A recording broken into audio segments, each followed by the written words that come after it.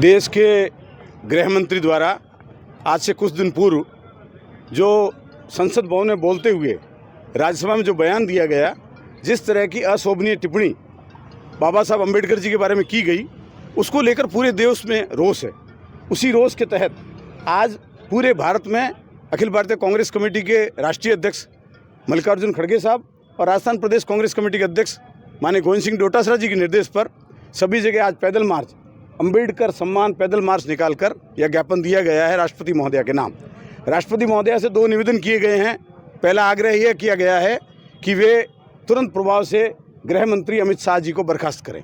और दूसरी मांग यह की गई है कि अमित शाह जी खुद पूरे देश से सार्वजनिक रूप से माफ़ी मांगें, क्योंकि उन्होंने सिर्फ अम्बेडकर जी का अपमान नहीं किया है, भारत की 140 करोड़ जनता का अपमान किया है, संविधान का अपमान किया, लोकतंत्र का अपमान किया है। जिस तरह की उनकी भाषा है, निश्चित तौर पर कह सकते हैं देश पूरा शर्मसार हुआ है,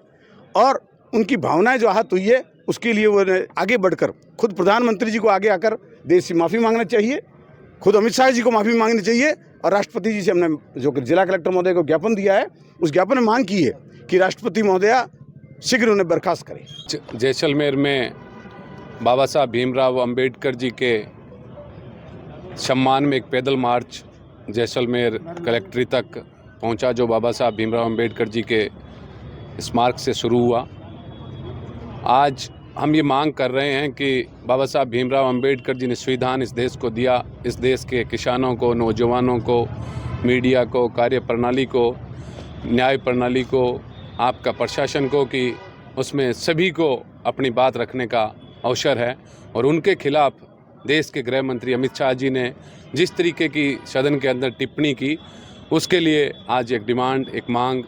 कलेक्टर साहब को ज्ञापन दिया गया है कि राष्ट्रपति महोदय तक ये हमारी बात पहुंचाएं और अमित शाह जी देश से माफ़ी मांगे, किसानों से 1 करोड़ 40 लाख जनता से माफ़ी मांगे, और उनके साथ में नहीं तो अमित शाह जी अपना इस्तीफ़ा दें। आने वाले समय में कांग्रेस पार्टी यदि माफ़ी नहीं मांगते हैं तो सड़कों पर रहेगी, और हिंदुस्तान की आम और आवाम जो है सड़कों पर आएगी। इस तरीके की तानाशाही रवैया जो है लोकतंत्र में नहीं चलता। लोकतंत्र में सभी का सम्मान, सभी जनता को एक साथ लेकर चलने की जो है सोच रखनी पड़ती है। बनने के बाद में वो तमाम जनता का नेता और गृह मंत्री पूरे देश के होते हैं। तो हम डिमांड करते हैं कि बाबा साहब का ये अपमान हम लोग नहीं सहेंगे, और आने वाले समय में भी यदि माफ़ी नहीं मांगी अमित शाह जी ने तो सड़कों पर कांग्रेस पार्टी रहेगी। आज डोटासरा साहब, गोविंद सिंह जी डोटासरा साहब के निर्देश में, राहुल गांधी जी के निर्देश में और मल्लिकार्जुन खड़गे जी के निर्देश में यह प्रदर्शन किया।